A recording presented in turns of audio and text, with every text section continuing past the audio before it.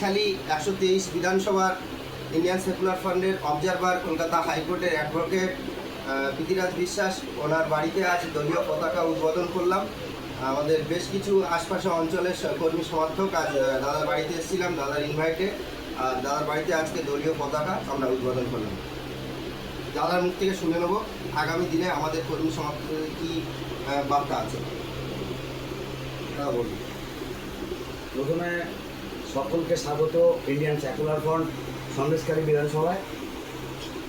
সন্দেশখালী বিধানসভার মানুষ যে বিরাটভাবে শারীরিক এবং মানসিকভাবে যে ক্লান্তি তারা বয়ে বেড়াচ্ছিল, সেই বেড়ানোর ক্লান্তি দূর হওয়ার দিন চলে এসছে। ইন্ডিয়ান সেকুলার ফ্রন্ট সন্দেশখালী বিধানসভায় তার কর্মকাণ্ড শুরু করবে এবং অন্যান্য যেসব দল তৃণমূল বা বিজেপির যে বিরাট নৈরাজ্যকতা, বিরাট হতাশা মানুষের মধ্যে দেওয়ার যে প্রবণতা এবং মানুষকে বঞ্চনার যে বিরাট পাহাড়, তার থেকে মানুষকে মুক্তি দিতে যত দলিত,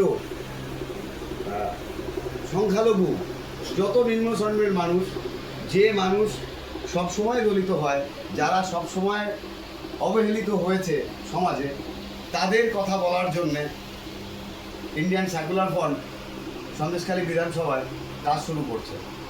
তারা কাজ শুরু করেছিল দীর্ঘদিন ধরে এবং বহু কর্দমাক্ত পথ অতিক্রম করে তারা আজকে একটা সাংগঠনিক জায়গায় এসে উপস্থিত হয়েছে।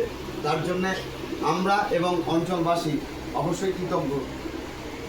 এবং আমরা বিগত দিনে দেখেছি যে নোংরা রাজনীতি, বিজেপির শুভেন্দু অধিকারীকেই বলি বা তৃণমূলের কোনো মহান নেতার নামই বলি, তাদের যে শব্দচয়ন এবং তাদের আচরণ মানুষকে যেভাবে ব্যথিত করেছে, সে ব্যথার মলমবোধ হয় যদি কেউ দিতে পারে, সেটা বাংলার একমাত্র বিকল্প যুবরাজ নওশাদ সিদ্দিকী ভাইজানই পারবে।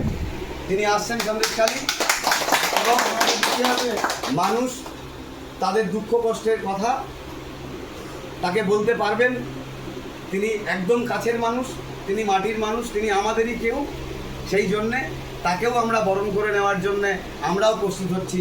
সন্দেশখালীর কাছে আমার আহ্বান, আপনারাও প্রস্তুত হন ভাইজানকে বরণ করার জন্যে। আমাদের নতুন যুবরাজ, নতুন পথিক, নতুন পথচারী, আমাদের পথ প্রদর্শক। এবং আপনারা জানেন, সত্যিকারের একজন সভ্য ভদ্র রাজনীতিবিদ হিসেবে এখনকার দিনে ছোট ভাইজানের বিকল্প সত্যি নেই। সেটা বিজেপি নিজেদের মধ্যেও বলা বলি করে, তৃণমূলও বলা বলি করে, সিপিএমের কথা আলাদা করে কিছু বলার নেই। তো এই সব কিছুর মধ্যে আমরা এই পথ চলা শুরু করলাম। পুরো অঞ্চলের আইএসএফ সমর্থকদের আমার গভীর ভালোবাসা এবং আন্তরিক শ্রদ্ধা, এবং তাদের প্রত্যেকের যারা বয়োজ্যেষ্ঠ আছেন তাদের প্রতি আমার প্রণাম রইল। সবাই এগিয়ে আসুন, একসাথে মিলে একটা পরিবর্তনশীল সমাজ তৈরি করি এবং সেই বার্তা শুরু হোক আজ থেকে।